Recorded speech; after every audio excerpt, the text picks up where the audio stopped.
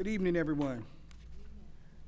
I call the Wednesday, September 3rd, 2025 meeting of the Hampton City School Board to order. Ms. Charbonneau, will you please call the roll? Ms. Alfanja? Here. Dr. Banks-Gray? Here. Ms. Cherry? Here. Mr. Kilgore? Here. Mr. Samuels? Present. Dr. Woodhouse? Here. Dr. Mason? Here, let the record reflect that all board members are present and accounted for.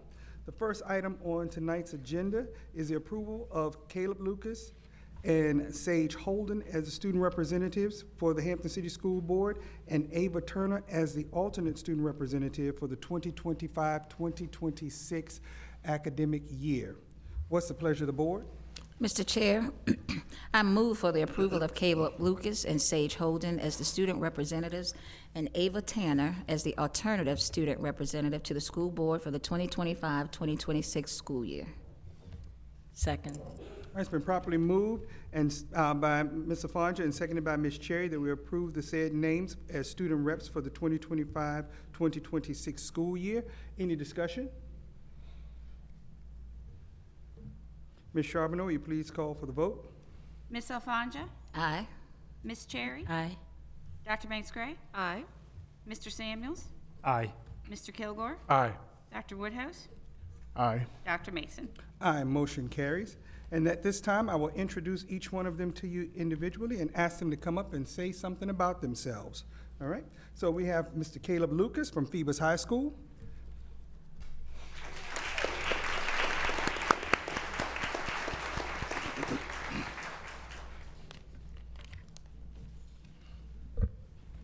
Good afternoon, everybody. My name is Caleb Lucas. I am a senior at Phoebus High School in the Academy of the College Experience on the Associate of Social Science pathway. And a little bit about me, I'm currently serving as drum major of the Phenomenal Marching Phantoms at Phoebus High School. I'm currently an Academy Ambassador for the Academy of the College Experience. I've just been elected as the Virginia Youth and Government Model General Assembly Attorney General.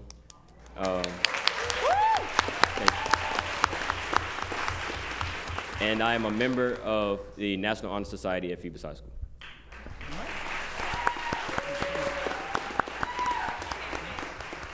Next, we have Sage Holden from Bethel High School.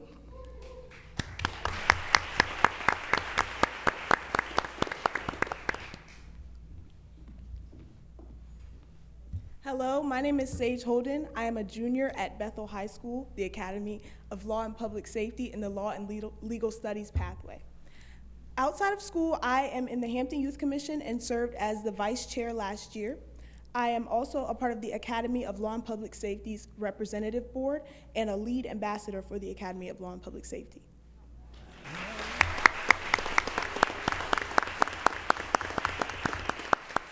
And our student alternate is Ava Tanner from Bethel High School.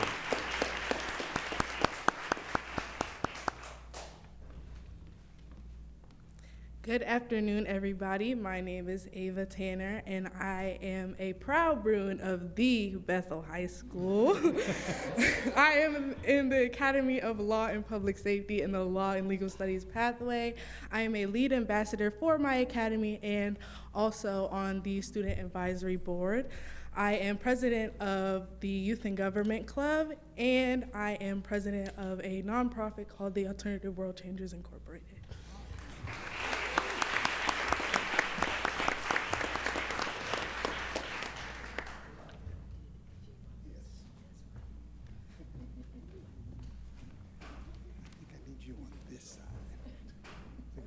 Stand on this side of the microphone. Did I move him to the right side? He's going? All right, all right. So at this time, it is my distinct pleasure to swear you in. If I can have you raise your right hand and repeat after me. I state your name. I, Ava Tanner, Do solemnly affirm do solemnly affirm that I will support the Constitution of the United States that I will support the Constitution of the United States and the Constitution of the Commonwealth of Virginia and the Constitution of the Commonwealth of Virginia, and and that I will faithfully and impartially and that I will faithfully and impartially discharge the duties incumbent upon me discharge the duties incumbent upon me as a school board student representative as a school board student representative for Hampton City Schools for Hampton City Schools according to the best of my ability. according to the best of my ability. Congratulations and welcome.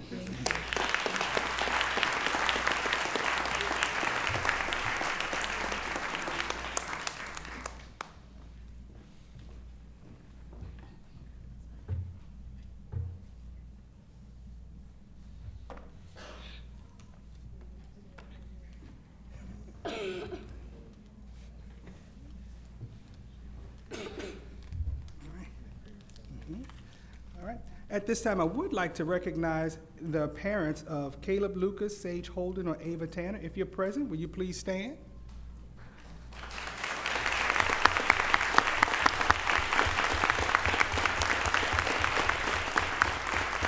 And I do want to also recognize the administrators from Phoebus High School and Bethel High School. If you're here supporting your students, please stand.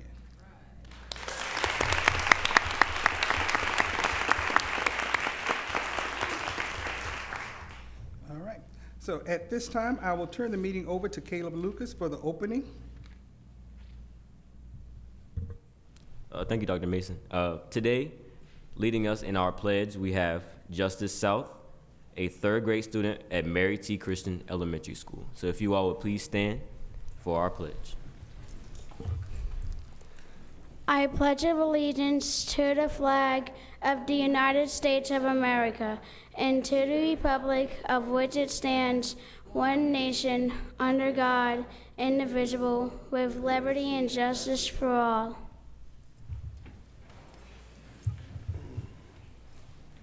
Awesome. Thank you, Justice. And we learned that you have something prepared for us? Yes. Awesome. The floor is yours. Hi everyone, my name is Justice and I'm a third grader at MGC. I am a champion and I believe in myself and my ability to learn. I will stay focused, work hard, and do my best each day. With 20/20 vision, I see my goals clearly and reach for them proudly. I will be kind, respectful, and responsible. I am a leader, a thinker, and a doer. Every day is a chance to grow because I am achieving success with 20/20 vision.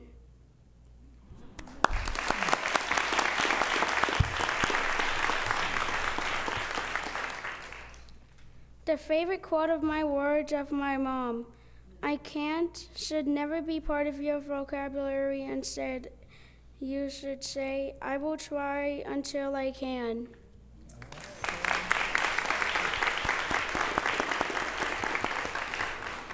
Awesome, Justice. Thank you. I think those are words that we can all strive to live by.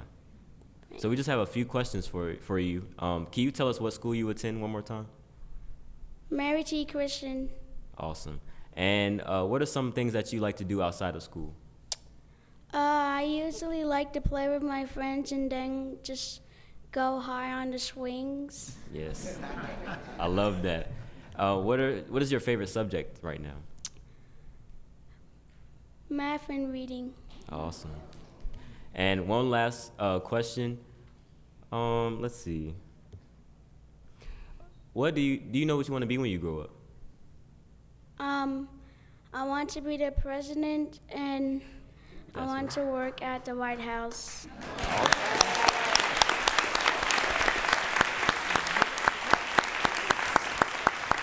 Awesome. And from the way that you spoke, I believe that you would do a fantastic job. Thank you.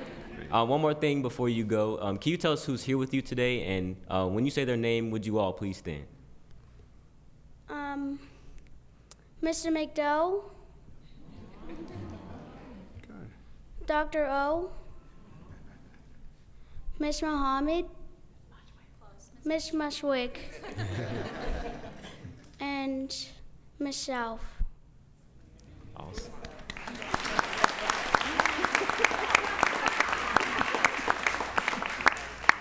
Now, Justice, who is Miss South to you? Apparently she is a reading teacher at my school. Okay. And yes, my mom.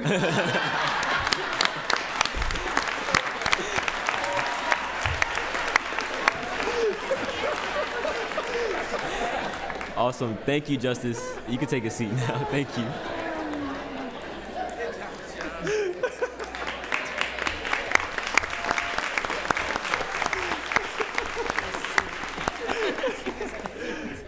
Justice. Awesome job, Justice. Any comments from board members? All right. Any comments from board members in regards to Justice?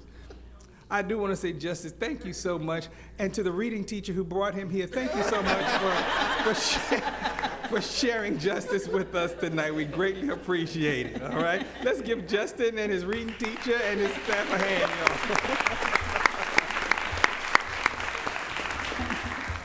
y'all. All right. Moving right along, the next item on the agenda is the adoption of tonight's agenda. What's the pleasure of the board? Mr. Chair, move approval of the agenda as presented. Second. All right, it's been properly moved by Mr. Kilgore and seconded by Ms. Afonja that we approve tonight's agenda as presented. Any discussion? Ms. Charbonneau, will you please call for the vote?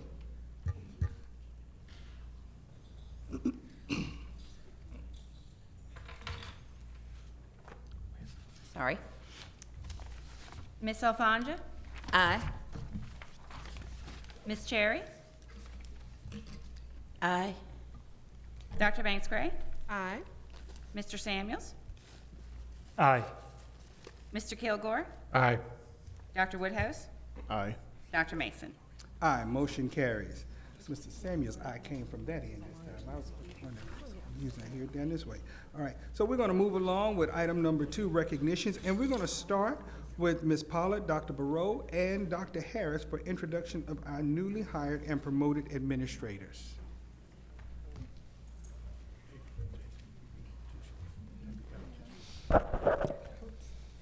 Good evening, Chair Mason, Vice Chair Jackson Afonja, school board members, Superintendent Dr. Haynes, and members of the Hampton community. It is our distinct pleasure to be before you this evening to introduce the newly hired and promoted administrators. At this time, I'd like for all of the elementary administrators to come to the podium with me.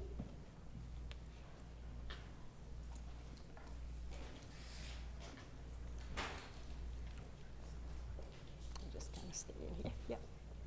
Surround me. Let me stand beside me. You don't have to go here.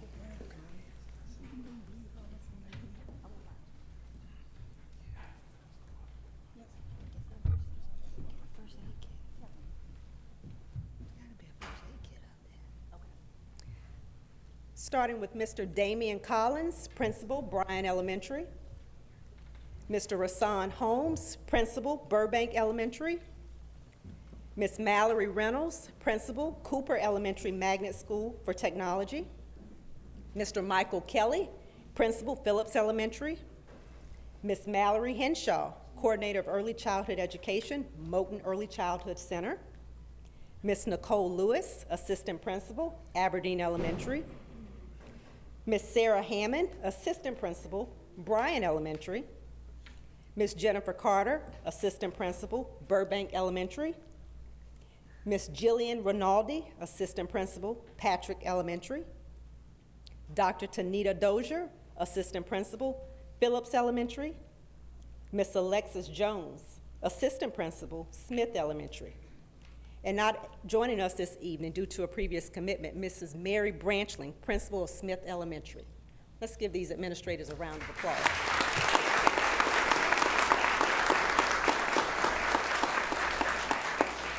Going to turn the mic over to Ms. Pollard to introduce the secondary administrators.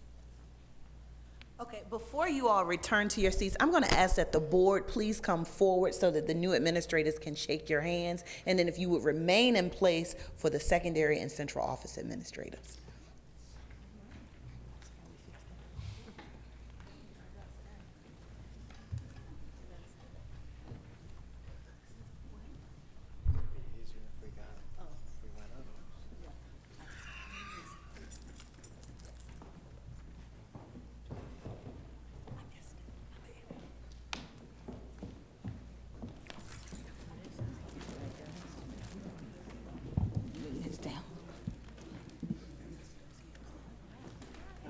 Nice to meet you.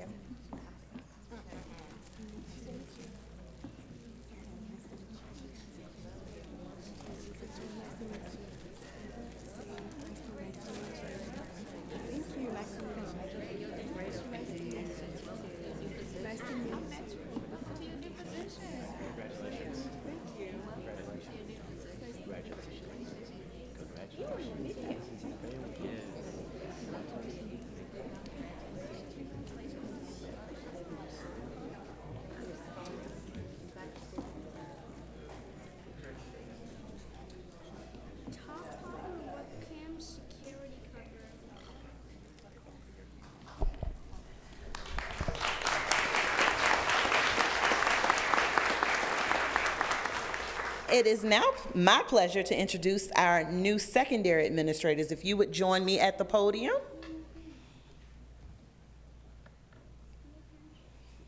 As they are coming, we do have two who are unable to be with us this evening, but I would like to recognize Dr. Jared Monroe, the new principal at Eaton Fundamental Middle School, and also Mr. Travis Riddick, the academy principal at Hampton High. They are unable to be with us.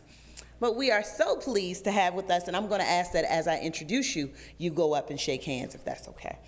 Dr. Heidi Brzezinski, principal at Jones Magnet Middle School.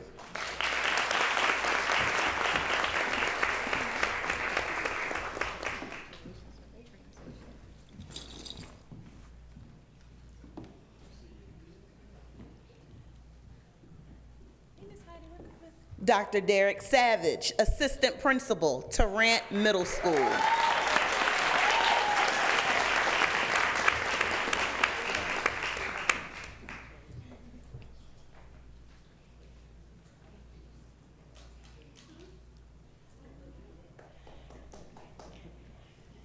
And last but certainly not least, a new face to Hampton City Schools, Mr. Lou Radford, Academy Principal, Kecoughtan High School.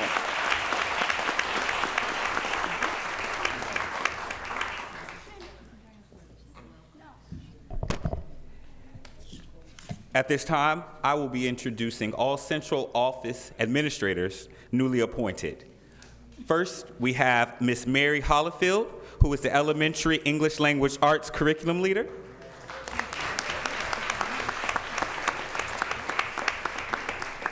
We have Ms. April Fry, who is the newly appointed Assistant Director of Special Education.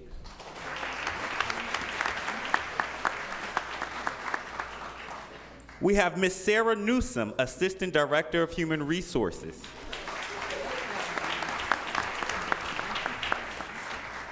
We have Ms. Angie Raby, Interim Coordinator of Psychological Services, who is unable to join us this evening, as well as Ms. Sharon Slater, Assistant Director of Human Resources, who is also unable to join us this evening.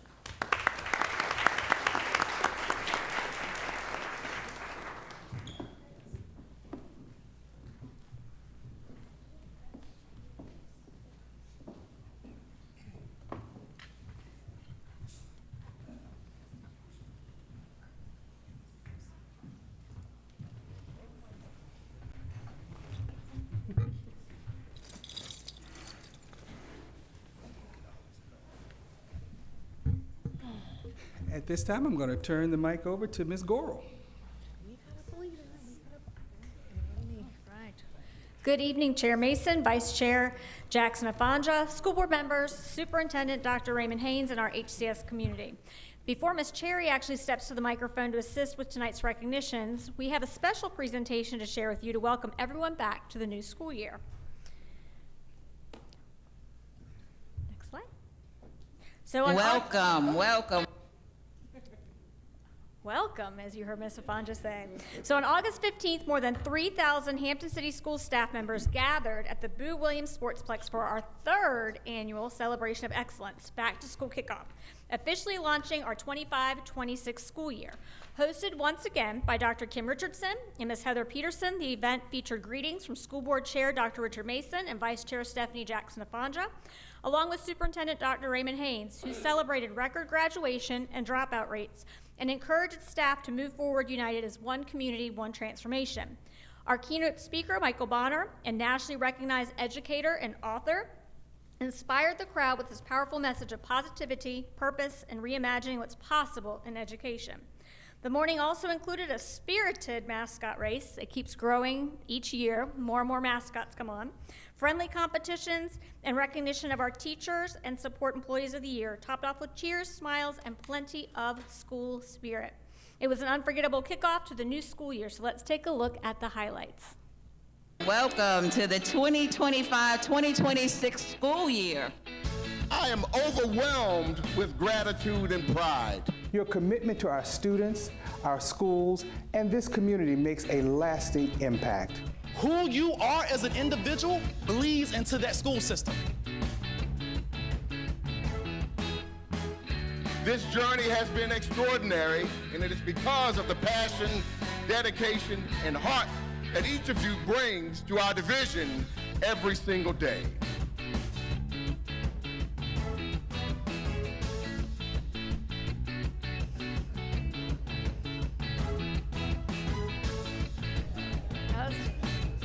That was a big race. These incredible team members exemplify skill, dedication, and expertise in their work. Here's to an extraordinary 25-26 school year. As you can see, we had a good time. Before we advance to the next slide, so each school year, we as a school division, we create a back-to-school video, a welcome video to share with our families and staff before the start of the year. This year's video showcased our work around Master Plan 2.0 and K-12 learning. To keep things fun, we added a playful little twist inspired by a popular gummy bear commercial, complete with our very own kid voices. So let's take a look. Welcome, welcome.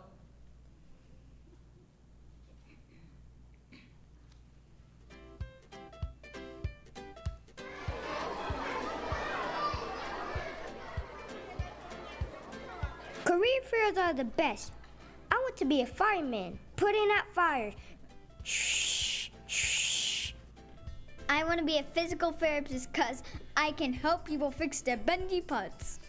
I want to be a teacher when I grow up because teachers get to talk all day and nobody says shh to them. When we make a plan, we see who we can be. Can I be the CEO? I've got my boss's voice down. We haven't even decided what we're selling yet. Chill, boss man. How about bookmarks? I mean, we all read. Yes. That's fire. I call marketing. Posters, flyers, maybe even a jingle with a dance move? I'll handle the money. Already organized my Halloween candy by value. Cool, cool, cool. Just making sure. I'm still the boss, right? Leaning into my future, one blueprint at a time. I helped produce a podcast today. Nailed the audio. Super clean. I whipped up a full meal for our community partners. Pretty sure I crushed it. Chef's kiss. Mwah. Nurse mode activated. No passing out. Total win. Welcome back, Hampton City Schools. Excuse me. This year, we will continue to grow, to dream, and to prepare every student for a future they can see and truly believe in. Our promise to our students, families, and community is that every student will graduate as a portrait of a Hampton graduate. From our youngest learners taking their first steps in school to the seniors preparing for their final year, every student belongs here. They are capable. Their future begins today. Here's to an incredible year of learning, growth, and success as we live out our mantra, one community, one transformation, excellence with intentionality.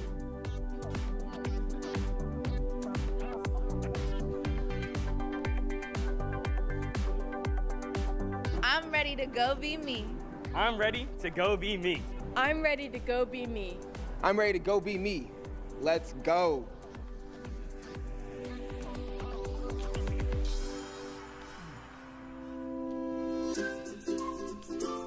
Our voice actors.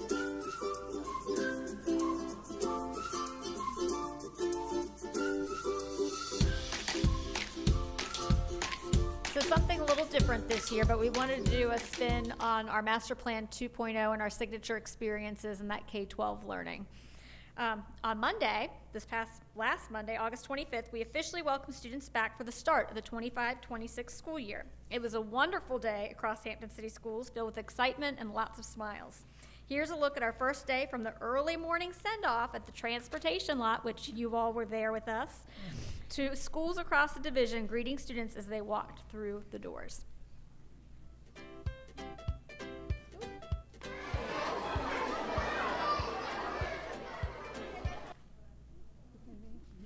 There you go.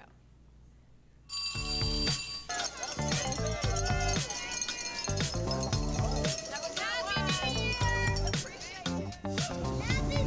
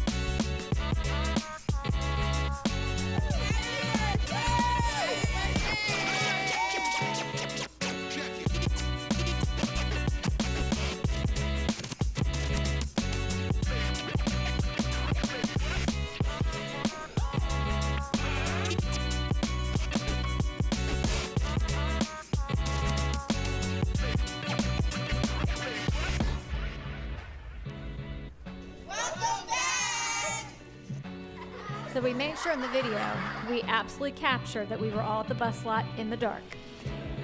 And for the listening audience, I will let them know that Miss Cherry beat most of the school board members there before 5:30 a.m. To the point where I looked across the parking lot and said, "Is that Miss Cherry?" Point of order. Miss Cherry spent the night. I just want to get sure. She may. Another piece that you saw in the video is where they were doing the pictures with the DJ. That was at Aberdeen. This week is an exciting time for Hampton. Dr. Oliver, she's all excited over there. But that was their kiss and drop for their kindergarten students. So that was a special place for whenever those new parents dropping off their kindergarten students and having those moments, they had a kiss and drop, and that was the DJ and their picture moment, so that they could drop them and let them walk in the door without them. So I wanted to point that out. Before Dr. Oliver hits play, because she's really excited over there. So this past Thursday, August 28th, we launched our first episode of Season 3 of our Hampton Cities podcast, HCS Talks. We've been building on the success of Season 1 and 2, with 85 episodes already recorded between Season 1 and Season 2 and nearly 9,000 downloads. Our podcast continues to reach listeners not only across the United States, but around the world, with audiences in places such as Singapore, Belgium, Germany, the Netherlands, France, Russia, Switzerland, Hong Kong, United Kingdom, Brazil, and many more. Each episode is designed to educate, inform, and engage our community and beyond. Topics spotlight education, our students, teachers, support staff, parents, programs, and initiatives, community partnerships, and much more. And new episodes drop almost every Thursday throughout the school year and are available on all major podcast platforms. So without further ado, Dr. Oliver, would you hit play? City schools, and we welcomed back over 19,000 students for the new school year. So I thought it would be fitting to stop by a few of our schools and sit down with several of our students. Do you have a goal for yourself as a fifth grader this year? Yes, What is it? to stay out of drama. To stay out of drama? Yes, Did your parents talk to you about staying out of drama, Trinity? yes. Oh, it does. That's great advice. Elijah? Enjoy it while it lasts and embrace it, for real. Just embrace Enjoy it while it lasts and embrace it, because it flies by. Quick. It most certainly does. Yeah, it's like literally yesterday I was in 6th grade, and now today I'm in 8th grade. And it's like I didn't expect it to go by that fast. Listen to learn more about Hampton City Schools. New episodes of HCS Talks drop on Thursdays. Subscribe and listen to HCS Talks. HCS Talks is a Hampton City Schools production. Okay. You can move to the next slide. This week is an exciting. This week is an. Hired help. No. You're doing a great job, Dr. Oliver.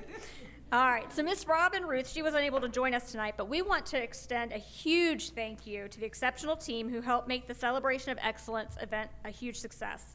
From our planning committee to those who assisted the day before, including several airmen from Joint Base Langley Eustis Ground Transportation under the 633rd Logistics Readiness Squadron. This air squad helped stuff over 3,000 lunch bags, and we are truly grateful. A special thank you as well to our outstanding MCs, Dr. Kim Richardson and Heather Peterson, and to everyone who lent a hand the day of the event. We also can't forget our very spirited pep squad and our game masters, our transportation supervisors and dispatchers who manage that traffic flow, and our bus drivers who transported more than 3,000 staff members to and from the Sportsplex. And a very special thank you goes to Ashley Hall for her tremendous efforts behind the scenes. I'd also like to recognize Mr. Andy Foley and the entire PEG TV staff for their creativity and hard work on our back-to-school videos and our podcast. Under Mr. Foley's leadership, the entire team captured the excitement and energy of this new school year. And then you can go ahead to the next slide. There's no video, don't worry. All right, so, ladies and gentlemen of the board, as you can see from this photo of Dr. Mason and me on the screen, we are really excited about the year ahead. So to end the presentation, we have even more exciting news to share with you. We are proud to announce that Hampton City Schools has been named to the Forbes list of America's Best in-State Employers 2025, presented in partnership with Statista, a global leader in data and industry analysis. The award was announced on August 19th and can be viewed on the Forbes website. Hampton City Schools is only one of 4 public school divisions throughout Virginia to earn this distinction, alongside Henrico County Public Schools, Prince William County Public Schools, and Loudoun County Public Schools. Yes, absolutely.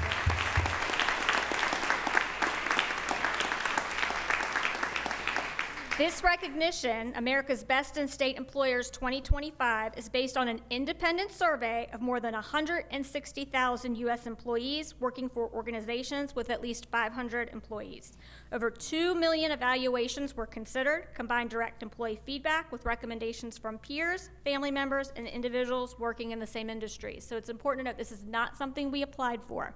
This was based on our employee feedback that they sought.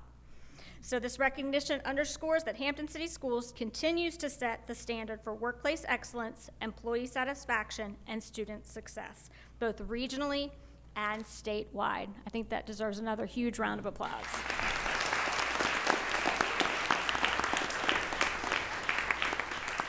And Dr. Mason, that concludes our back to school presentation. Ms. Cherry can proceed to the microphone. All right, thank you so much. That is impressive. You snuck that one in on us. I did. It was very exciting. We're going to share all that news tomorrow with a press release. It'll be on our website. We'll send it out to staff members, principals. We're asking tomorrow, principals will get an email asking to put it on their marquees. We've got little signatures to put on our emails. We're very excited. Awesome, awesome. And I would like to say it's an exciting morning. Thankful to everyone who had a hand in our first day of school activities, and getting up at dark 30 in the morning is certainly not an easy feat, and it was so great to see Miss Cherry first thing in that morning. But kudos to transportation. I see Mr. Wills sitting back there. You guys do that every day, so thank you all very much for that. Ms. Gore? All right. So we're proud tonight to celebrate the achievements of an outstanding student athlete, a member of our transportation department, the food nutrition services department, and our 25-26 teachers of the year. So we're going to start with Jamar Osifo, a junior at Phoebus High School. We were unable to recognize Jamar in July with our other 2 state champions, so we're excited to have him here this evening with us. Would you join me down front by the podium?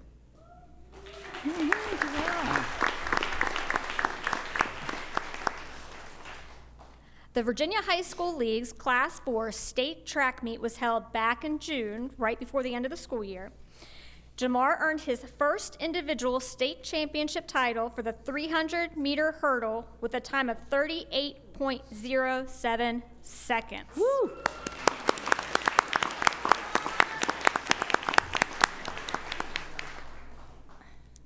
Ms. Cherry, I'm going to hand it over to you. Jamar, come on up here, Pumpkin.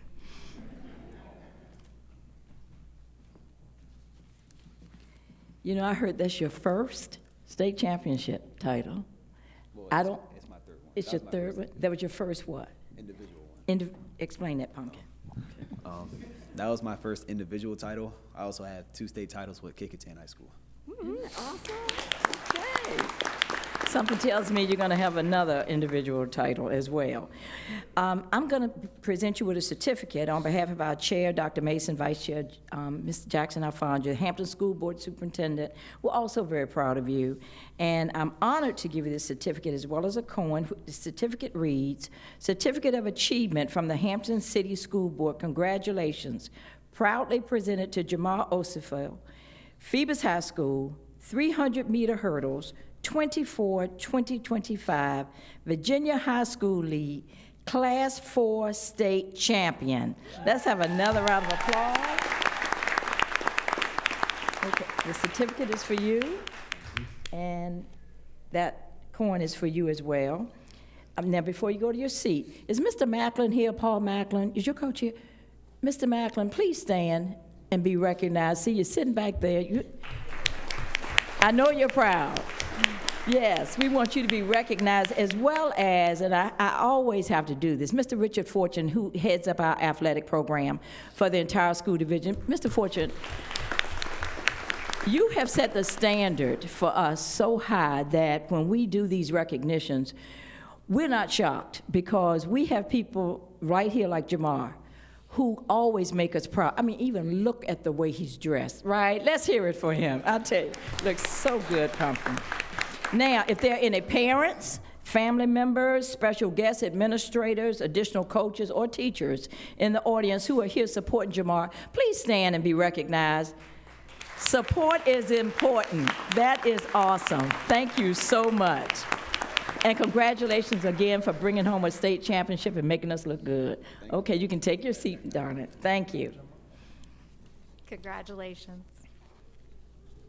All right, for our next recognition, I'm going to ask Tim Collin from the HCS Transportation Department to join me up front at the podium.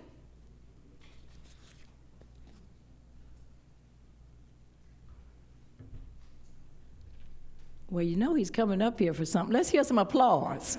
There you go, Mr. Collin. You want to come right down here first? Oh. Well, you know, hey. See, that's why they call them the driving force. Right. I love it. Well, and Mr. Collin, from everything I've heard from Mr. Wills, he does not like this attention whatsoever and could not believe he was being invited to a school board meeting. Okay. But you're going to find out why in just a We'll minute. find out.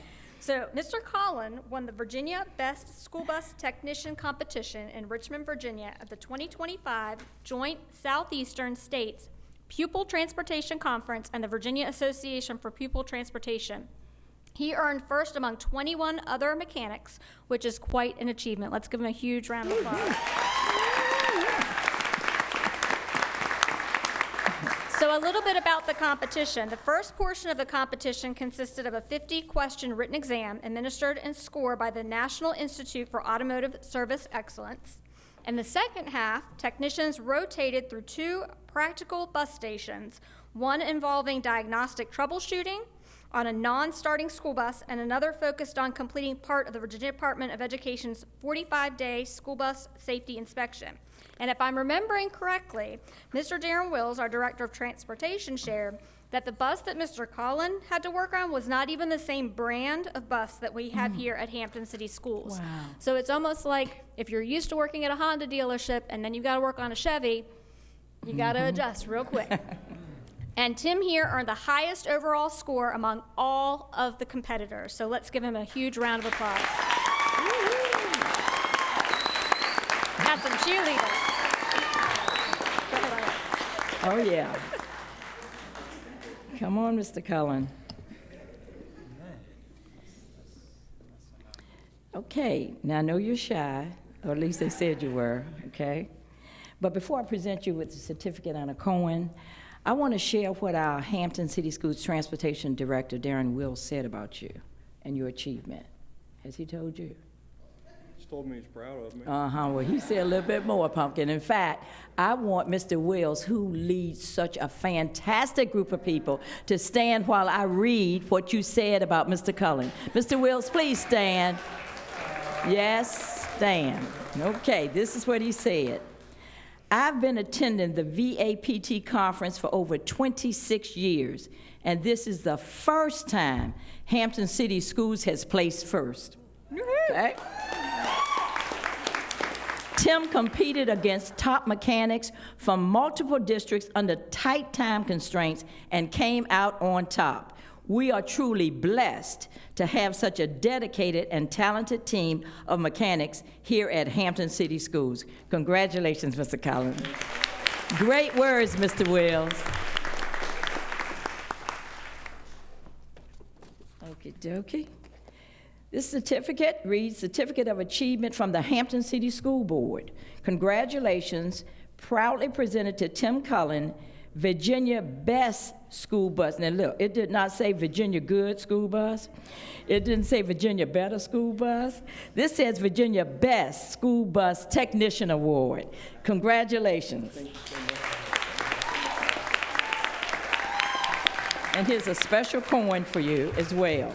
Now, while I was honored to present that certificate and that coin, I know, and I can hear, there are many people here supporting Mr. Cullen. So with all the family people, additional guests, administrators, all of those in the audience supporting Mr. Cullen, please stand and let us hear.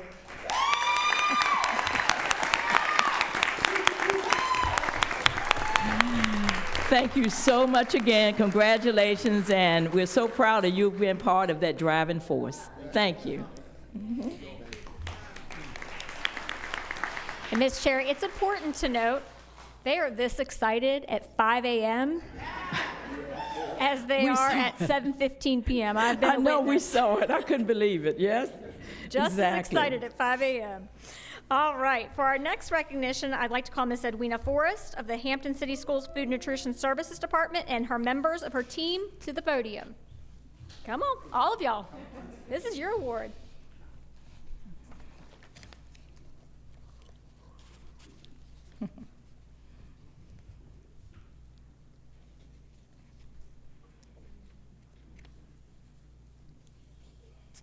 All right, we have everybody?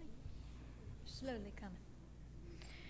So, as many of you may have already seen on social media, because VSBA posted this information as well, and on our HCS website, our Hampton City Schools Food and Nutrition Services Department, under the leadership of Ms. Edwina Forrest, recently received the 2025 Virginia School Boards Association Food for Thought Award in the category of after-school meal programs. The award was presented during the 40th annual VSBA Conference on Education that was held in Short Pump, Virginia on July 25th.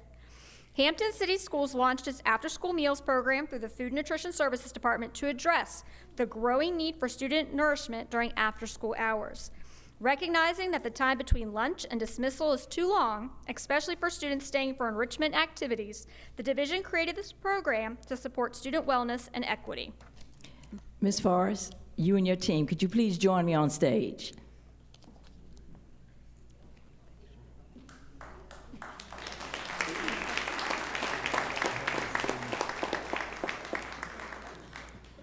We are so proud of all of you. Take your time, Pumpkin.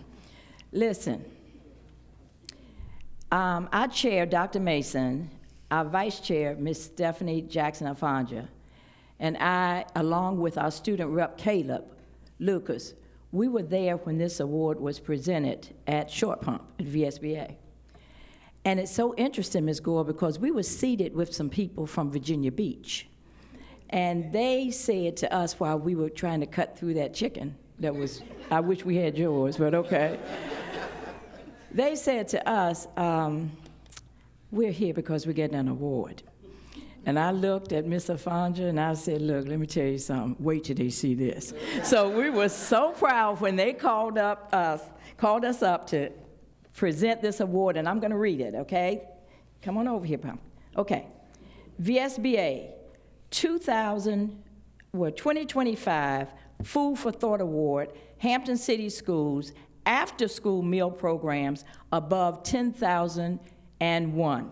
Congratulations. Also, this certificate of achievement from the school board says, congratulations, proudly presented to Food and Nutrition Services, Virginia School Boards Association Food for Thought Award 2025. So you got that too. And you've got to have this lucky coin that keeps you lucky, but also keeps you cooking good stuff. Okay? So that's your coin.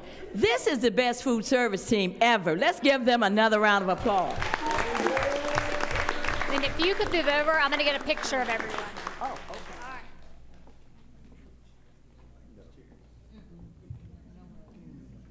All right, everybody smile.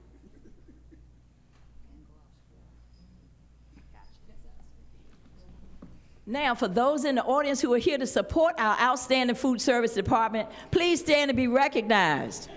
Woo-hoo. There you go.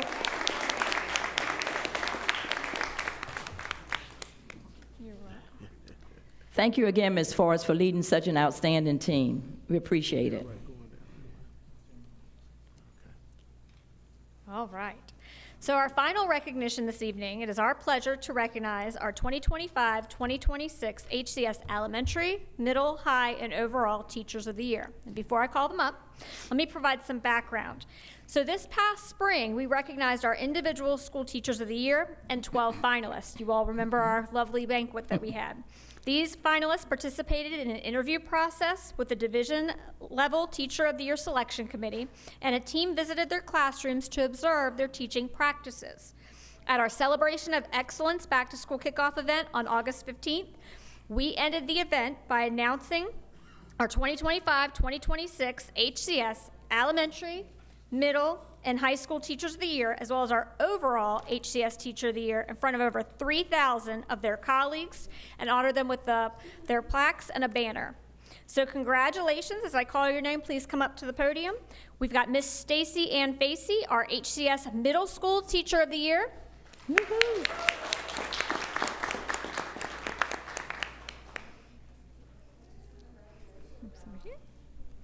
We have Miss Ashley Winfield, our HCS High School Teacher of the Year.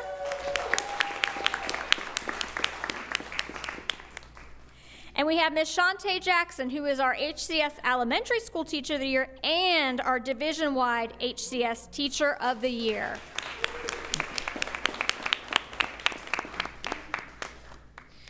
So candidates for the Teacher of the Year are considered based on the following criteria: concern for each student, ability to inspire learning in all students of all backgrounds and abilities, the ability and willingness to devote time and energy to activities that result in improved instruction for children, the ability to work effectively with the community, the desire to keep abreast of current educational theories and practices, the ability and willingness to make contributions to the field of education, the ability to create and implement innovative educational practices, and respected and admired by their students, parents, and colleagues. So these exceptional educators here tonight in front of us have demonstrated a commitment to excellence in teaching and a passion for inspiring their students. Let's give them a big round of applause. Mm-hmm. And would you three please join me on stage?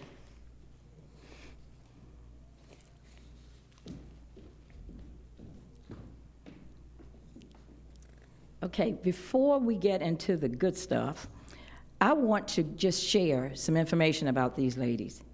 Miss Stacy Ann Facey, raise your hand because you're on camera. Okay. Miss Stacy Ann Facey, our Hampton City Schools Middle School Teacher of the Year, is a language arts teacher at Lindsay Middle School.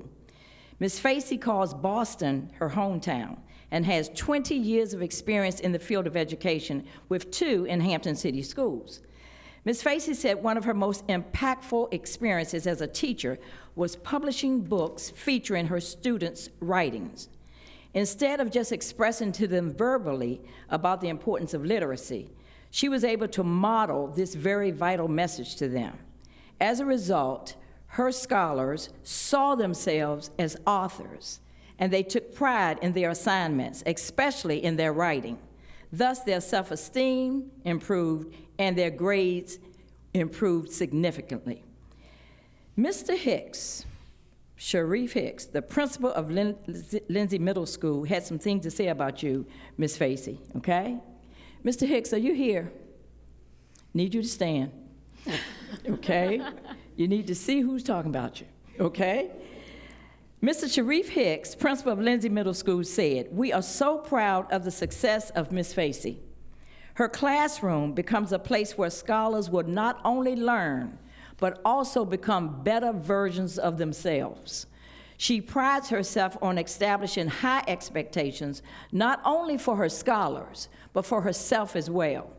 Hampton City Schools and Lindsay are grateful for all that she has done and will do for our scholars.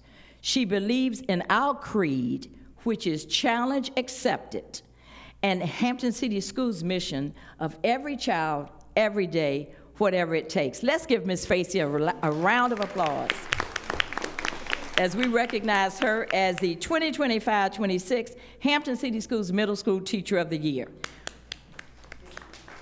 We're going to present you with some flowers. And if you get her that school board coin as well. That's okay. Let's have another round of applause. Okay. Next, we have Miss Ashley Winfield. She's our high school Teacher of the Year for Hampton City Schools. Miss Winfield is a language arts teacher as well at Phoebus High School, whose hometown is Hampton, Virginia. She has over 14 years of experience with 7, half of them in Hampton City Schools. Ms. Winfield said that one of the most rewarding aspects of teaching for her is seeing her students grow into confident, prepared individuals. whether guiding seniors through career exploration or ensuring they graduate employed, enlisted in the military, or enrolled in a trade or higher education, she takes pride in her success. Mr. David Coakley, Mr. Coakley, let me tell you what he said about you. She's so excited. Okay. The principal of Phoebus High School, Mr. Coakley, said the faculty, staff, and administration are beyond proud of Ashley Winfield and her recognition as Hampton City Schools High School Teacher of the Year. Ashley Winfield epitomizes Phoebus High School's purpose of greatness every day in every way. All right, let's have another hand for Miss Winfield.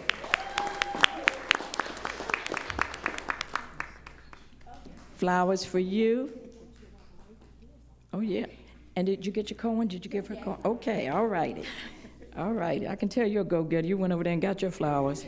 Okay, now, moving on, last but certainly not least, is our final honoree, Miss Shantae Jackson. Ms. Jackson, our 2025-2026 Hampton City Schools Elementary Teacher of the Year, and is also our division-wide for the whole thing, Teacher of the Year. Ms. Jackson, a first grade teacher at Bassett Elementary School, is from Augusta, Georgia. You and James Brown. Okay, and has 7 years of experience, 4 of which have been with Hampton City Schools. Ms. Jackson's dedication to setting high expectations for her students and empowering them to strive for excellence is truly inspiring. Ms. Jackson says that what she loves most about teaching is helping students learn to read. She said there is nothing more rewarding than seeing all the skills she has taught, letter sounds, blending, heart words, finally come together as they began reading independently. The moment when a student realizes they can read a book on their own, she says, is truly magical. Their confidence grows, and they start to see themselves as real readers. She loves watching their excitement as they decode new words and understand stories, opening up a whole new world for them. She says that helping students develop a love for reading is at the heart of what she does, and seeing their progress makes every challenge worthwhile. Let's hear it. Let's hear it for our Hampton City Schools #1 Teacher of the Year, Dr. Rohan Cumberbatch Smith. Oh, I'm going to make him stand up. Don't even say it. Cumberbatch Smith. Oh, he's already standing. I like that. All righty. Said, Miss Jackson carries her childlike spirit and energy into her classroom, working to make learning interesting, fun, and relevant for her students. This is reflected in the physical environment, her high expectations, her enrichment activities, her consistent communication with parents, and her lifelong love of learning and personal professional growth. We are more than proud, he says, and excited to have her represent Hampton City Schools as Teacher of the Year. Let's give Ms. Shantae Jackson another round of applause as we recognize her not only for Elementary School Teacher of the Year, but also for the Division-wide Teacher of the Year. We want to congratulate these top educators. But before you return to your seats, we'd like to recognize all family members, any special guests who are in the audience, your administrators, your colleagues, those who have your back. Please stand and be recognized. Thank you. See, we want to thank you for being here tonight because we know what it takes to be a teacher. You know what it takes to be a teacher. And for the members of the families, we want to thank you from our heart for putting up with what you have to put up with so that they can make our students the best students in the state of Virginia. Thank you again, and thank you guys. You all can be seated. I know you don't want to go, but you got to go on. Okay. Now watch that. Okay. Please know how much we appreciate all of you all and everything you do for those teachers as well.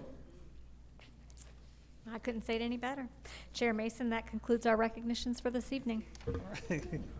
Thank you very much. I tell you, let's give Miss Cherry a round of applause. Can't nobody. She is absolutely the best when it comes to recognitions. But Any comments from board members in regards to any of the recognitions? I just don't know how you cannot be excited. Listen. When when you think about other school divisions across this state, and right here in our own 757 area, nobody has what we have. And there's no way you cannot be excited about all the wonderful things going on in Hampton City Schools. Thank you, Mr. Superintendent, for your leadership and administrative team, and thank those teachers for all they do. Yes, thank you. Especially thank you to our teachers. When we look at the low turnover rate that we had this year and the record number of teachers returning to Hampton City Schools, I'm truly shocked and excited about the Forbes recognition, but that also lines up with what's going on in Hampton City Schools. And so I want to thank the teachers and the staff members and everyone who pours into our kids every day. Thank you all for making Hampton City Schools a great place to be and a great place to work.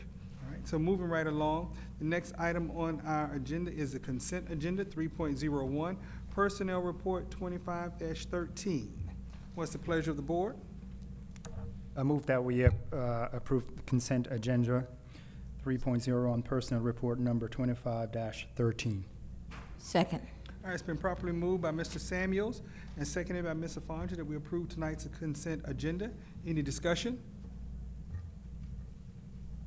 Ms. Charbonneau, will you please call for the vote? Ms. Afonja? Aye. Ms. Cherry? Aye. Dr. Banks Gray? Aye. Mr. Samuels? Aye. Mr. Kilgore? Aye. Dr. Woodhouse? Aye. Dr. Mason? Aye, motion carries. Item number 4, Superintendent and Staff Reports. I will now turn it over to Dr. Haynes. Thank you, Chair Mason, Vice Chair Jackson Afonja, members of the board and the Hampton community. For our first presentation, Mr. James Bailey, Security Supervisor for Hampton City Schools, and Master Patrolman Brian Thurston, School Resource Officer, will provide an overview of the role of school resource officers in Hampton City Schools. They will also highlight some of the security measures currently in place across Hampton City Schools facilities. Good evening, Chairman Mason, Vice Chairman Jackson Afonja, school board members, Dr. Haynes.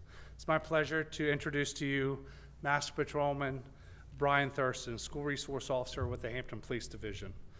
Officer Thurston plays a key role in keeping our schools safe and building strong relationships with our students and staff.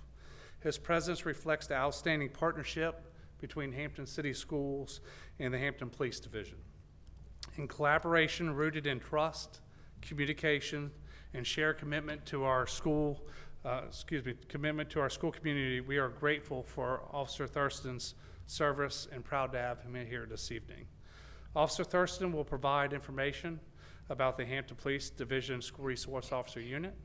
And at the conclusion of his presentation, I'll provide a list of some of the safety measures that Hampton City Schools currently utilizes to ensure a safe and nurturing school environment.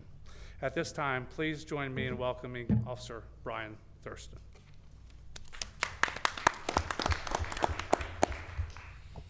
Good evening, everyone. How are you? Good evening. Good. Dr. Bowling, you'll have to forgive me. I might go quick at a couple points. It's going to be some quick clicks. This evening, I just want to touch base with everybody real quick, give you a brief overview, some introductions of our unit, some of our areas of responsibility as the police officers that are assigned to work in Hampton City Schools. The Law Enforcement and Schools Partnership, touch on our MOU that we have between the Police Division and Hampton City Schools real quick. And then also that's kind of our shining moments of the programs that the school resource officers participate in. So this here shares it's the SRO triad. This is what the state believes, as well as what we believe is the appropriate relationships for police officers to operate within schools.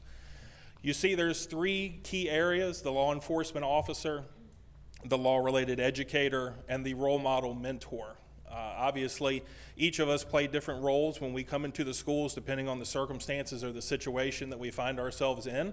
Ultimately, the white circle in the middle of the little diagram there is what we're all here for, is the student success. We want to do everything we can to support the students of Hampton City Schools, not only in the buildings, but you'll see as we progress into some of the later slides where I talk about some of the programs that we participate in. And those programs are what we truly enjoy, is the opportunity we have to interact with our students in Hampton.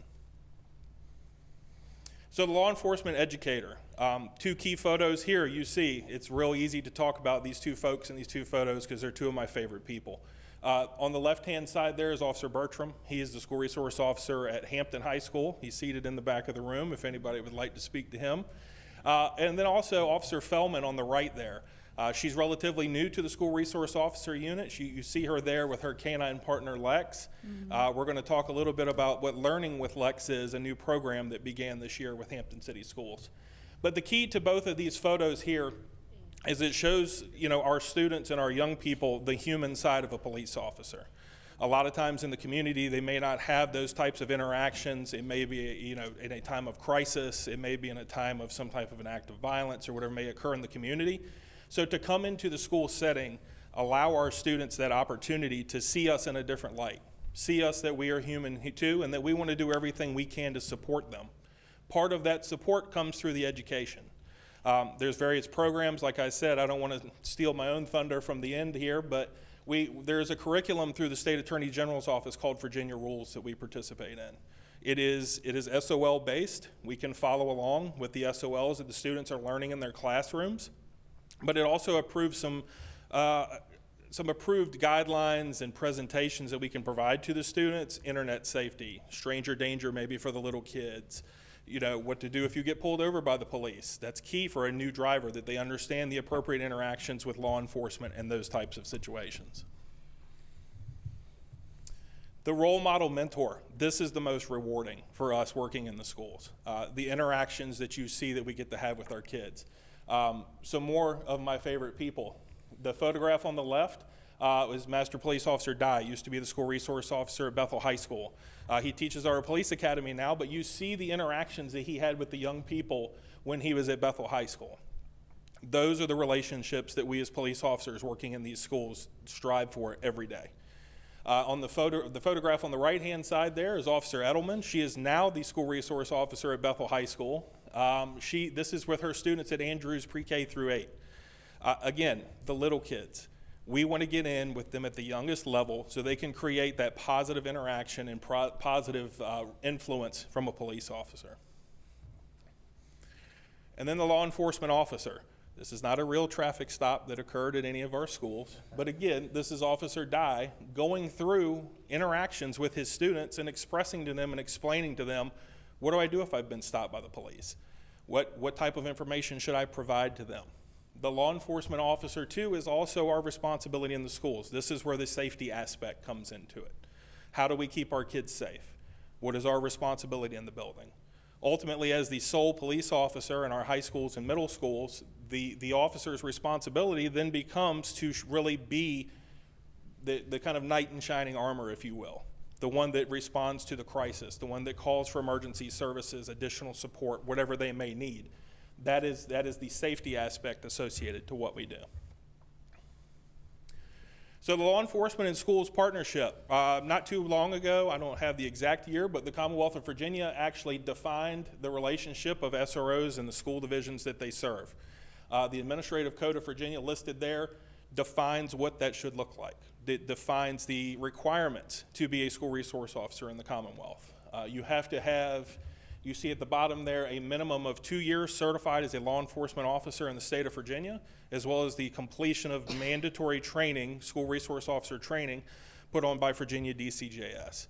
This ensures that even through our competitive process in Hampton, to where we select our school resource officers, that we have the best fit possible. They're in it for the right reasons. Yes, we work Monday through Friday, we're home at night and off most weekends. However, our response to these students, they then become our children. The phone rings all hours of the day and night. The weekends are not weekends because there's school events that we may be there to participate in. So understanding that process of selection, which is also kind of guided through the state, provides the code there provides that real clarity as to what the expectation is. In the middle there, you see that we employ full-time police officers at all 4 of our high schools, as well as all 8 of our middle schools, as well as our alternative education site. Each elementary school has an assigned officer that regularly checks in. I myself went around to the majority of our elementary schools over the last week and a half, And our officers are in these elementary schools. Sometimes the little ones are the escape from some of the bigger ones, but we always try to find that opportunity to get out and interact with our different kids of all ages. So the Memorandum of Understanding was drafted several years ago between Hampton City Schools and the Police Division. This clearly defines the roles and responsibilities of the police officer in each building, as well as the relationship with the administrator, dissemination of information, different things of that nature. Obviously, understanding that we follow the same guidelines as any school employee with FERPA. We do not just blindly disseminate any student's information to anyone. This MOU expresses very clearly what the expectation of the school division is for us, and when we adhere to that to the T. The purpose of that is to protect the kids. We're not just there for their safety, but we're also there to protect their rights and their abilities to function and be in a safe place while they're in Hampton City Schools. That's important to us also. Understanding what the law says about providing that information to outside parties and things of that nature. It also goes in depth a little bit more as to what the school resource officers will and won't do in the interactions with the students. Obviously, administrators deal with administrative things. If something arises to the level of a violation of law, the administrators have great working relationships with all of our SROs, and they know immediately to kind of tag in each other depending on what the circumstances are at hand. So like I said, the programs. This is where we really enjoy what we get to do in interacting with our kids every day. So Virginia rules, it's from the Attorney General's office in Virginia. When I tell you I could go in and pull up a lesson plan, say about internet safety, that I want to go teach to a group of second graders. It gives me a pre-test, it gives me a PowerPoint, it gives me a post-test, everything I need to go in and provide the exact same experience for Ms. Smith's class, I could go provide to Ms. Jones' class. So all of our students would receive the same type of information. Keep the Peace program is instructed by some of our school resource officers. It is actually a court-ordered program that is a deferment to further criminal proceedings for some of our students that are in the juvenile justice system. We try to defer everything possible when we go through the process if we have any type of violation of law with one of our students. Keep the Peace is a great program for that. Operation Prom. It is a program that all 4 high school resource officers do every year. Talk about the dangers of drunk driving, being, curfew violations, whatever it could be associated to that. The significance of that interaction for a lot of high school students sticks with them, so they're going to make good decisions on prom night. Learning with Lex and Young Men of Distinction.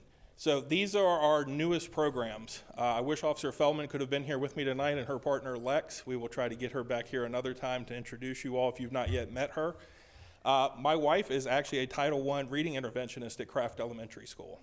She partnered with Officer Feldman to come up with a program of how we can get kids that may struggle a little bit with reading to read a little bit better, give them a little bit more motivation.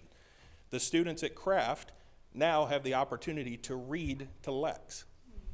So Learning with Lex is a program they started at Craft, been very successful, very well liked by everybody. Again, another person that is not here that I wish could have been here is Officer Carter from Tarrant Middle School. He has created a young men's group called the Young Men of Distinction. It is how to tie a tie. It's how to change a flat tire.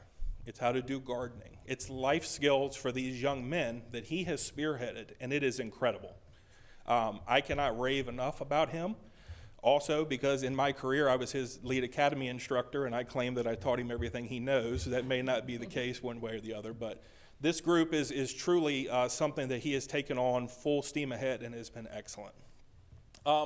Additionally, high school and middle school sports, our school resource officers support all high school football games, basketball games, any other events we may need. We also cover all middle school sports that go on. One thing that I don't have listed, and then I'll pass it over to Mr. Bailey, is our relationship with our Hampton City Schools transportation. I wish Mr. Wills was still here because I told him earlier today when he was with me at Bethel doing the traffic that I was going to shout him out. The relationship with our transportation department is incredible. They are the best of the best. I know you all know this, but they truly are the best of the best. And our working relationship with them is second to none. They are a great partner. We work hand in hand. We have access to their bus radios where we can communicate with them if they have some type of crisis going on, as well as Mr. Wills has been a resource to me at Bethel with the construction and everything that we've done to kind of adjust that to get everybody in and out of Bethel High School. But those relationships are truly the relationships that we're most thankful for. Mr. Bailey? Thank you, Officer Thurston. Dr. Bowen, next slide, please. You know, ultimately, our security department works diligently with the police department every day to build a safe, nurturing environment for our students and our staff. And we work around the clock. A lot of people don't realize we receive safe school hotline calls throughout the year that we communicate and operate with the police department after hours to ensure that some things that happen out in the community don't get back into the school during the daytime. So we work hard in partnership with the police department on that. There are a couple other things that I just wanted to touch on. Obviously, we won't go through all of them, but just some of the safety measures that we have in place from day to day. As you approach our schools every day, our doors are locked, and in order to gain entry into our building, we have guests buzz into our school division so we can kind of triage who's on our property, who's supposed to be there, and welcome those guests into our building to come in, and we scan their ID in and have them get a badge. The system that we use is Raptor. It also checks for sex offenders to ensure that we maintain a safe environment for any guest that comes onto our property. We also have school threat assessment teams, so if there is a student that's in crisis, we can work with the student and counselors and teachers to ensure that we're providing them with appropriate services and support them. We also have camera systems, radios. Our biggest thing is our walk-through metal detectors. We do scan all of our students and guests in every day to ensure that there's no weapons that are coming into our schools. We also work with American Canine Interdiction. And we conduct routine but random canine searches throughout the school. We've also done a ton of drills. We've already done a whole bunch of some lockdown drills and fire drills already, starting out the school year. Dr. Bowen, you can scoot over one more. Also want to commend that we do have 19 new elementary school security officers that came on board with us in late July, and we provided training and certification through them through Virginia Department of Criminal Justice Services. So we're excited to have those on board. We have one in every one of our elementary schools and over at Moton Early Childhood Center. We've also completed Alice Train the Trainer course, and Mr. Samuels was gracious enough to attend that Train the Trainer course along with all the new resource officers for the police department this year. Some of the fire marshals from the Hampton Fire Marshal's Office attended the training with us too, and some of our custodial supervisors also. And last two, we are in the process of migrating to a new Safe School Hotline system, but we are currently still using the 727-2255 number, but we will be transitioning very shortly to a new number, and we'll provide information to parents when that comes forward. And finally, we do have a division-wide crisis incident response team. So if we do have a critical incident, not only are we here to support our students, we're here to support our staff. And so we have fellow school employees that have gone through this training to help provide immediate support for our staff members until counseling services come forward. I've attended that training myself. I'm a member of the CERT team, and so that is out there too as well. So we have a lot of systems in place to ensure a safe environment for our schools, and we continue to work with various agencies to ensure that happens on a daily basis. So with that being said, we want to know if you have any questions for myself or for Officer Thurston. Thank you. All right, thank you. Thank you very much, Mr. Bailey. Any comments or questions from board members? Ms. Avandra. Thank you, Mr. Chair. I don't have any questions per se, but I just did want to say kudos for that exceptional presentation, and thank you to Officer Thurston. It was very informative.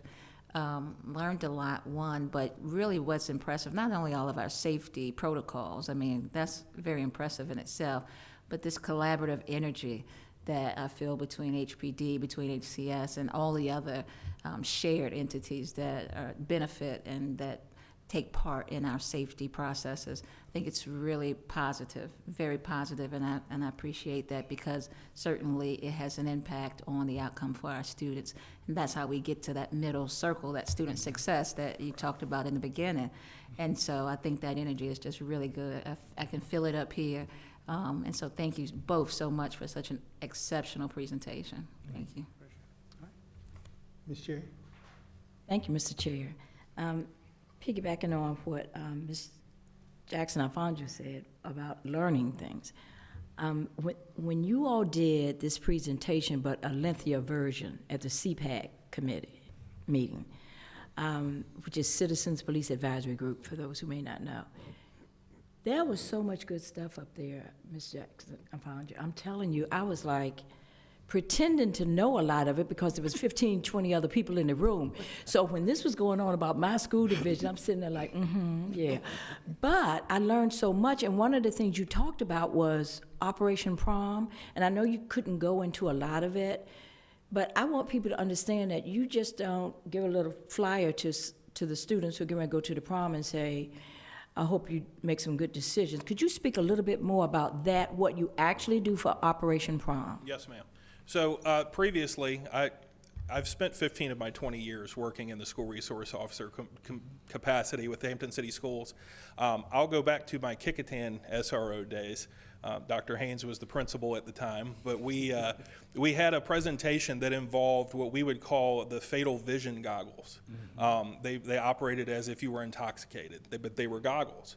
I had two of our star basketball players come up on the stage in the auditorium, and the goal was for them to just pass a basketball to each other, something as simple as that. The ball ended up halfway in the third row of the auditorium somewhere. But that's the reality that these kids needed to see. You watch them play basketball, you see the passes they make, you see the shots they take. But if you're impaired or if you've made a bad decision, that in itself is enough to drive home that point. Right. Again, make another reference to Hampton High School. Ms. Pollard was my principal when I worked at Hampton High School. The exact same thing. There was a PowerPoint that I did for the students. It wasn't just me standing up there in front of them talking for 20 or 30 minutes. There were videos. There were real-life videos of drunk driving accidents that occurred. One young lady who had recorded actually while they were intoxicated in the vehicle and they had left prom, and it ended fatally for two of her friends. Right. So the understanding and the gravity of what the kids actually get to interact with us in those types of settings are what really drives that point home. It's more than just standing in front of a stage and having a conversation. Exactly, and I'm so glad you explained that, because I think it's important for people to know just how far you delve into making sure that our students are safe. And I'm sorry, as you said, Officer Carter couldn't be here. Yes, ma'am. Because I remember you talking about that Men of Distinction. Yes, ma'am. And you mentioned, somebody mentioned that it's more than just learning to tie a tie. The issue came up about changing a tire, and someone said, suppose you're with your grandmother, and she can't change that tire. You need to know how to change the tire. So it's those kinds of things Right. that I think are so important to our young men. So I appreciate it. Yes, I ma'am. just want to say thank you all again. Mr. Samuels. Thank you, Chairman Mason. I just want to also go back to highlight the training, the ALICE training that James Bailey shared, that I had the privilege of participating in, and the opportunity not just to go through the process to become an ALICE trainer, but also to be involved in the work that our SROs are involved in the day-to-day basis in our schools, and to see what they are required to do in the event that there's an incident in our building, how these individuals put their own lives at risk to make sure that our staff, should it ever happen in Hampton, to make sure that we leave the building safe. So It was a privilege for me. I was very emotional because I had the opportunity to play a part as an active shooter. And although I had one of those air guns, I was crying the whole time. And so, Mr. Bailey, can you just talk through what that looks like? Because it's a 2-day training, just a brief summary of what that training entails. Yes, we follow ALICE. ALICE stands for Alert, Lockdown, Inform, Counter, and Evacuate. And it's part of our evacuation process, barricading process. So if we ever have a critical incident in our school, it gives the teachers and students and staff multiple options, not just to sit in a corner and huddle down in a corner. It gives them options to be able to we learn how to break windows if we have to escape, to barricade classrooms, and to ultimately for staff members, some countering techniques too as well. We don't offer that to our children, of course, but to our staff members that are there. So we think that's very impactful. It's similar to like a run, hide, fight that you hear from our federal government programs, but we think it's very relatable to the schools with all the classrooms that we have, and we also add door prop systems, so our security and law enforcement know if there's a door that's been propped open for a certain amount of time. We've also added some safety film in certain strategic areas in our school, and so it's a layered approach, and ALICE is just one of those layers to maintain school safety on a daily basis. So, Mr. Bailey, the next time we have that training, it's my understanding after we talk after the training that you're going to extend the invite to my fellow board members. Anyone that would like to attend, yes, we will continue to provide trainer classes throughout the years. I'd like to do that as long as I don't get shot. As long as I'm a shooter. But it is good training. It is good training. So, thank you. Mr. Chair, gonna try to get away call. try the police call. Thank you, Mr. Appreciate it. Thank you. Thank you all so much. I tell you, as we look at one of our strategic goals to provide a safe and nurturing environment in all of our schools, it's the work that's being done. Certainly want to say thank you, and Corporal Hipple, thank you for all that you do. I see Mr. James back there as well. So you guys, and Officer Bertram back there as well. So thank you all so much for what it is that you do each and every day to help us manifest that goal with our kids and in our schools. So thank you very much.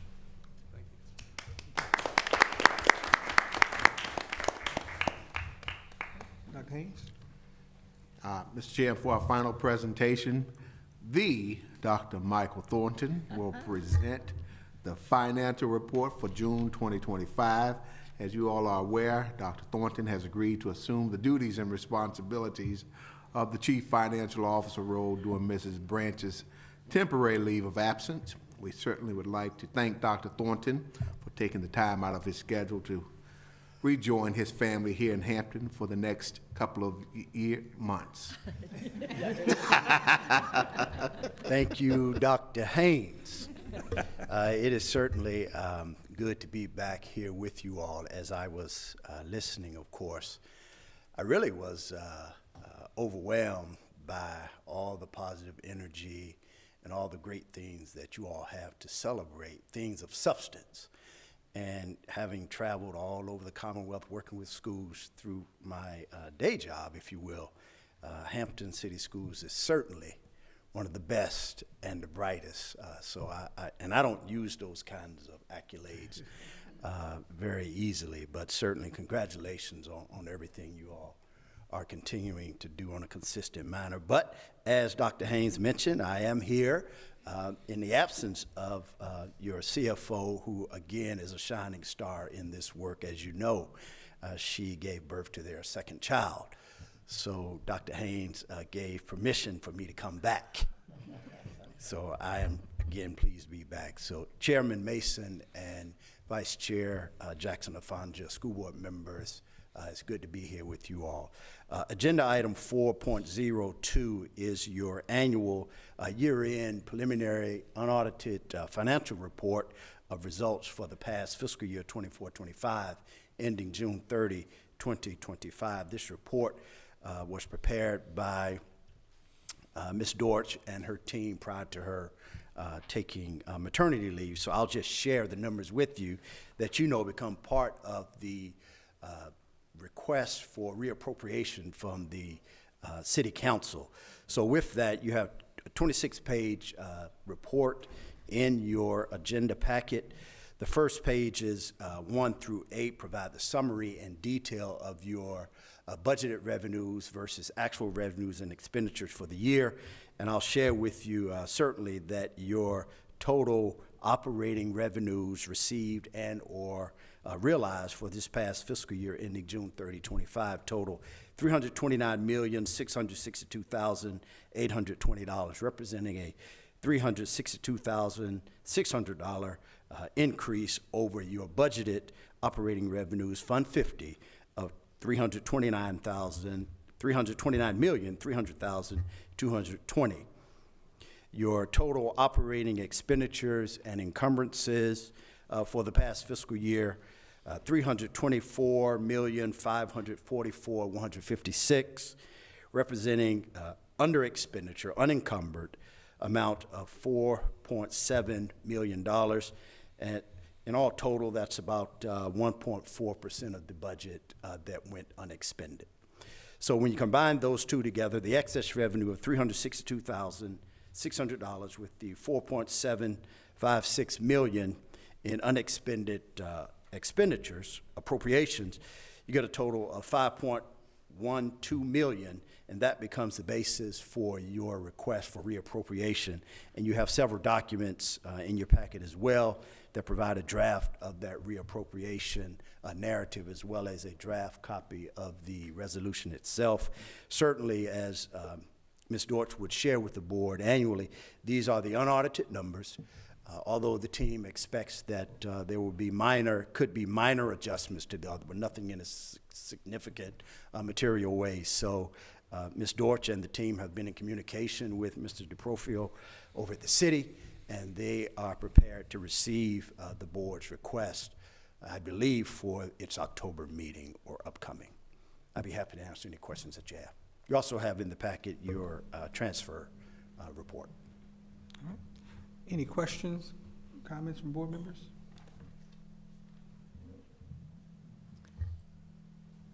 Thank you very much, Dr. Dortch.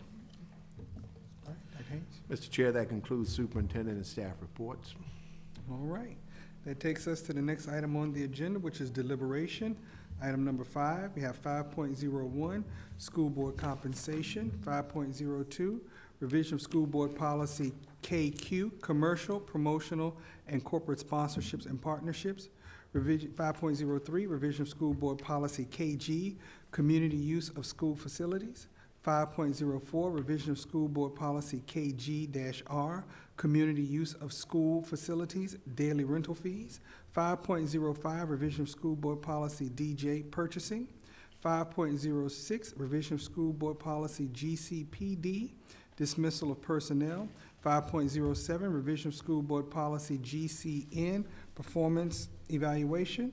5.08, revision of school board policy GCL, professional staff development.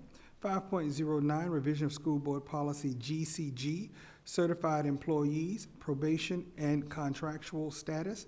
5.10, revision of school board policy GCDA, effect of criminal conviction or founded complaint of child abuse and neglect.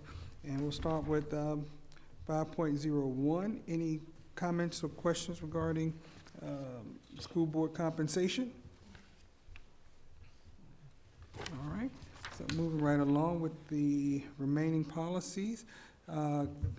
Policy KQ, any questions for Dr. Oliver?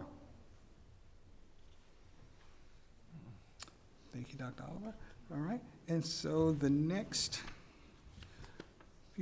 three policies were with Ms. Branch. Would Dr. Thornton be able to answer any of those questions? Any questions in regards to policy KG, KR, KGR, and DJ? All right. And the remaining policies are with, well, Looks like they're with Ms. Ruth, but Ms. Brown is taking control. Any questions regarding the remaining policies under deliberation? All right, thank you very much. All right, so we'll move those to items for action for our next meeting. It brings us to item number 6, items for action. 6.01, minutes of the school board meeting of August the 20th, 2025. 6.02, new school board policy JAG, student athlete, extreme heat, safety and protection. 6.03, new school board policy KGD, notification of school-connected student overdose. 6.04, revision of school board policy KBA, requests and responses to inquiries under the Virginia Freedom of Information Act. 6.05, revision of school board policy JO, student records. 6.06, new school board policy EBBC, opioid antagonist. 6.07, revision of school board policy JFCI, drugs in school. 6.08, revision of school board policy JP, all electronic devices. And 6.09, revision of school board policy JEG, exclusions and exemptions from compulsory school attendance. And what's the pleasure of the board regarding the items for action this evening? Mr. Chair, move approval of action item 6.01. Second.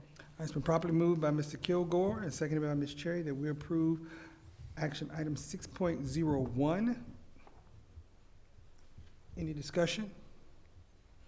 Ms. Charbonneau, will you please call for the vote? Ms. Alfonso? Aye. Ms. Cherry? Aye. Dr. Banks Green? Abstain. Mr. Samuels? Aye. Mr. Kilgore? Aye. Dr. Woodhouse? Aye. Aye, motion carries. All right, that leaves the remaining of the items for action. What's the pleasure of the board?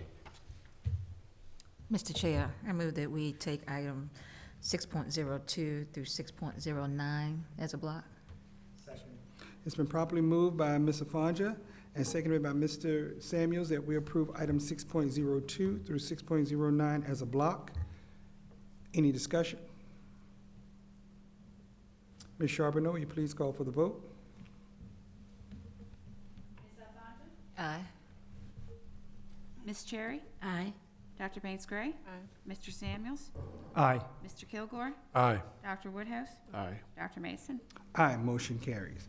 All right, that takes us to the next item, number 7, deliberation first read. We have 7.01, review of school board policy LC, charter schools. 7.02, revision of school board policy JCJ, classroom assignments for twins.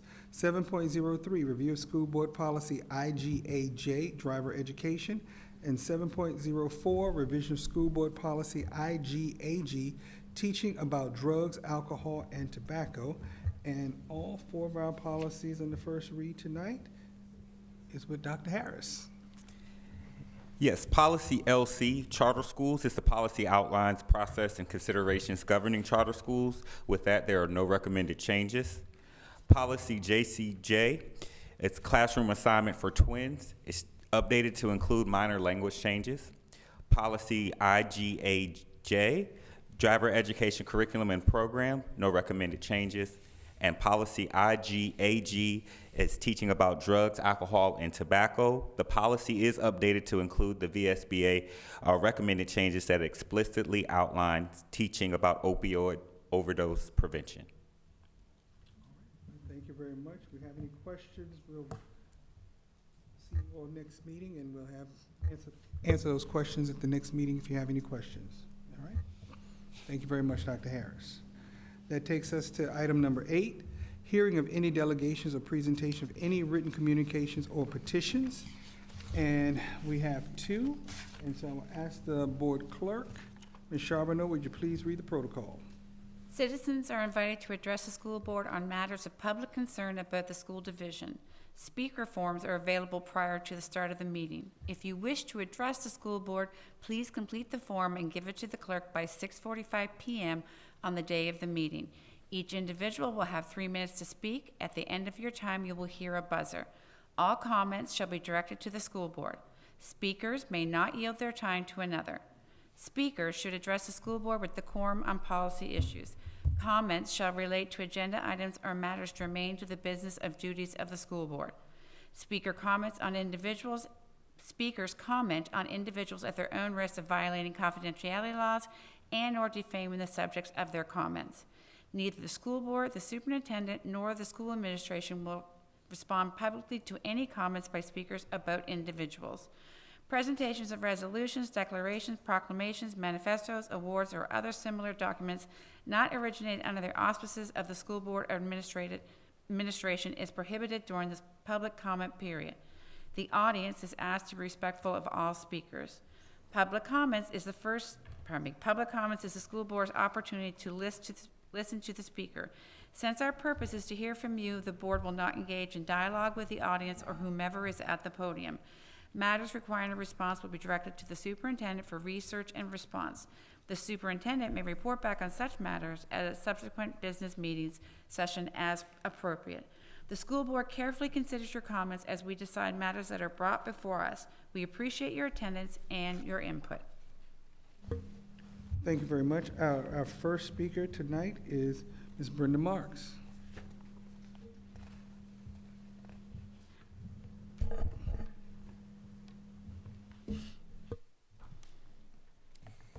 Chair Mason, Vice Chair Jackson Afonja, board members, and Dr. Haynes. My subject tonight has been addressed by me more times than I care to count. I'd like to give Dr. Haynes credit for meeting with me yesterday. He and Dr. Caggiano met with me after only one request. He has said he will address the problems, and I am waiting to see. That's all I can do. The last 6 months have been extremely difficult, to say the least. I provided you a package of 6 years of special education performance reports. I stopped at 2018 because that was the first time I went outside of the division to the Office of Civil Rights for assistance.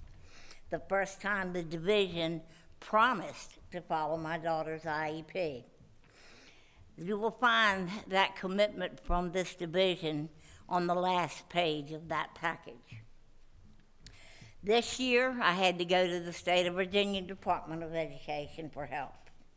In the 7-year period in between, I've had to beg, plead, and sometimes rant and rave to get that which my daughter was entitled to. These reports are not very pretty to look at. They decry your every child, every day, whatever it takes motto. I'm here tonight to challenge you to issue a directive that beginning tonight, the same effort be exhausted to have Hampton City Schools meet these benchmarks set by the state, as is invested in seeing the division keep its passing SOL scores. This bear has been poked, and I promise you that I am attaching my face and my voice to this cause until you do. I will use social media, I will use news media, or any other matter until it is clear to me that our children really matter to you. Thank you. Thank you, Ms. Marks.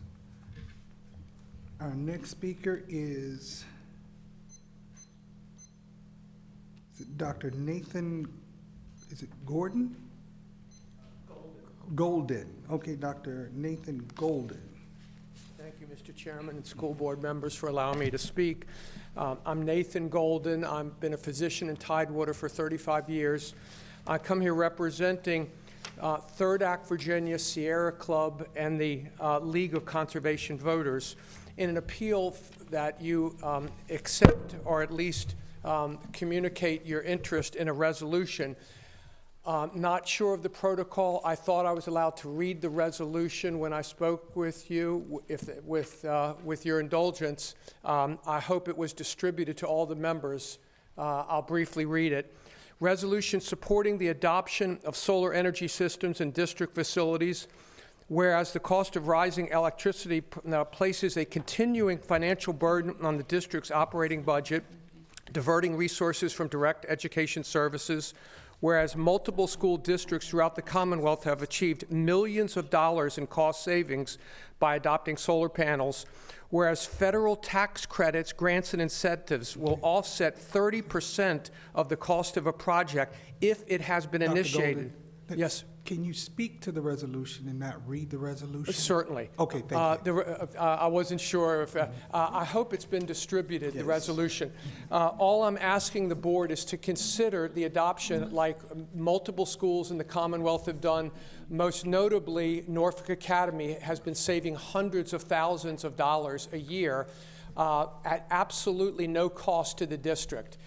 This not only, I think, really is an introduction to your student population and environmental stewardship, but it's also transformative for the school district itself at no cost. So what I was hoping is if any of the members of the school board are so interested, there is a meeting October 18th, Saturday morning at 10:30 a.m. Multiple people will be discussing at Norfolk Academy how to start a program at no cost to the district. Every single flat roof, I would think, in the school district should have a solar array, which could save potentially millions of dollars a year without adding and, in fact, saving the district money. So the plea is to do the right thing now. I know the hour is late and there are many things the board considers. I think for the future, this is absolutely critical that we impart to our students and the community. And along those lines, which I did not really go into, there is an issue of community resiliency. If you have a solar array, that building can in fact become a hub for emergency energy in the case of any type of crisis with the associated energy storage. So in short, I think there's absolutely nothing to lose and a lot to gain by at least considering it, and I hope the board will take this under serious consideration and get back to the people of Hampton. Thank you. Thank you, Dr. Golden. All right. So moving along on the agenda, that brings us up to items for information, 9.01, next meetings. The next work session will be held on September 17th, 2025 at Jones Magnet Middle School right here at Nickerson Boulevard. And then there will be a special joint meeting on September 24th, which will be at the Hampton Roads Convention Center. All right. 9.02, other items for information. I'll start with our superintendent, Dr. Haynes. Chair Mason, Vice Chair Jackson Afonja, members of the board, I'd like to first take a moment to respond to some of the concerns raised this evening by Mrs. Marks. First, I would like to certainly take the opportunity to thank her for meeting with me yesterday to also relay some of these concerns firsthand. So I want to be clear about the purpose of the state special education reports. These reports are not designed to evaluate individual students, but rather to measure how well school divisions and the state as a whole are meeting requirements and improving outcomes for students with disabilities. They provide accountability, help guide continuous improvement, and ensure compliance with the Individuals with Disabilities Education Act, or IDEA. Ultimately, these indicators exist to ensure that students with disabilities have the support, services, and opportunities they need to be college, career, and life ready. Here in Hampton City Schools, we provide a continuum of services designed to meet the needs of all students based on their unique circumstances. This, of course, aligns with our Portrait of a Hampton Graduate, which provides all students from kindergarten through grade 12 with meaningful, developmentally appropriate experiences. These experiences are intentionally designed to support academic growth, social and emotional development, and career readiness. So, if you will, just let me highlight a few of the indicators referenced in these reports. For example, the preschool environment. Hampton City Schools collaborates across systems to ensure opportunities in programs such as VPI, and we use research-based approaches like reverse mainstreaming to provide peer models for our youngest learners. So, for some indicators where it denotes that we are not meeting a state benchmark, such as the percentage of 2 to 4-year-olds with disabilities who attend their neighborhood schools, we are actually able to offer a learning model that many of our parents prefer. While some state targets remain areas for growth, we continue to provide programming aligned to each student's individualized education plan across the division. Participation and performance on state assessments regarding student achievement data. In fiscal year 2023, Hampton City Schools exceeded the state's targets in English reading for grades 4 and 8 with participation rates of 100% and 96.28%. Of course, this reflects steady growth compared to prior years. At the high school level, we also have an instructional focus on reading to close gaps between students with disabilities and their peers. Teacher specialists and special education leaders are providing professional development in programs such as Lexia and in alignment with the Virginia Literacy Act. In regards to timely evaluations and services, we do, however, recognize there are some opportunities for growth in this area. For example, in the area of timely evaluations and services, this represents an area of challenge due to higher referral volumes, complex student needs, and scheduling requirements. To address this, we have contracted with outside evaluators when needed, refined internal tracking systems, and provided additional training to ensure compliance with required timelines. Our eligibility tracker ensures that evaluations do not exceed the 65-day limit, and our priority is always to connect students with reports or supports they need as quickly as possible. Graduation dropout and post-secondary outcomes is also outlined in that report.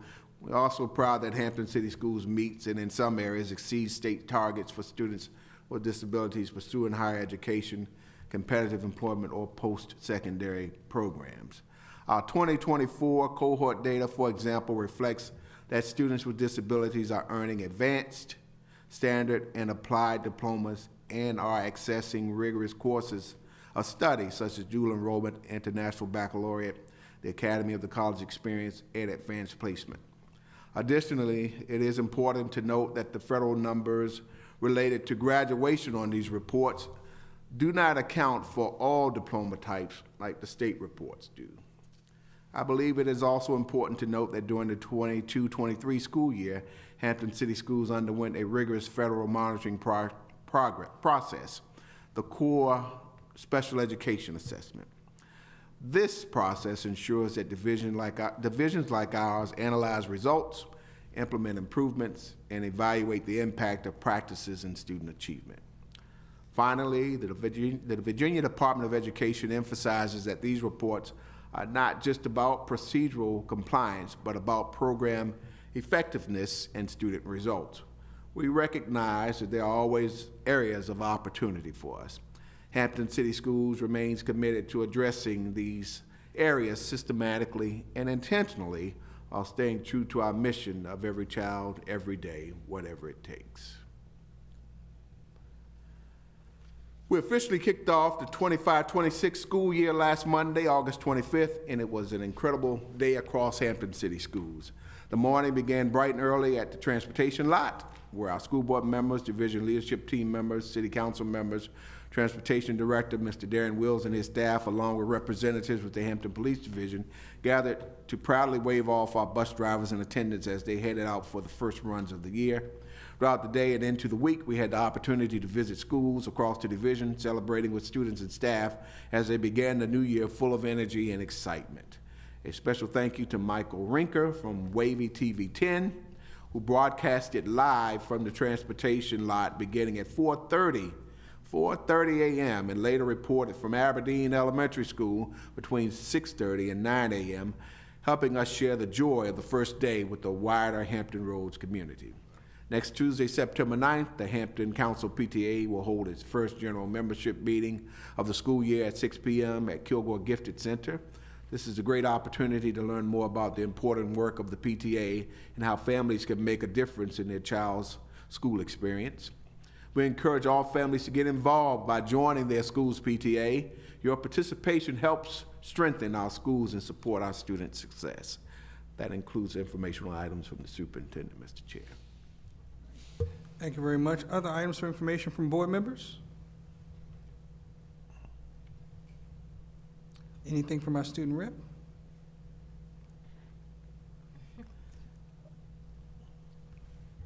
I would just like to say thank you for the opportunity to return to the board as a student representative. I'm excited to get to work and excited for an exciting school year. All right. Thank you very much. Anything? Sage? I am grateful for the opportunity to join the board. I'm excited for what I'll be able to do on this board and the impact that I'll have on my peers and friends in the Hampton City Schools. All right, thank you. Welcome aboard. And also welcome aboard to you down there, Abe. I see you sitting on that side there. All right. All right. With no further business to be brought before this board, I declare this meeting adjourned.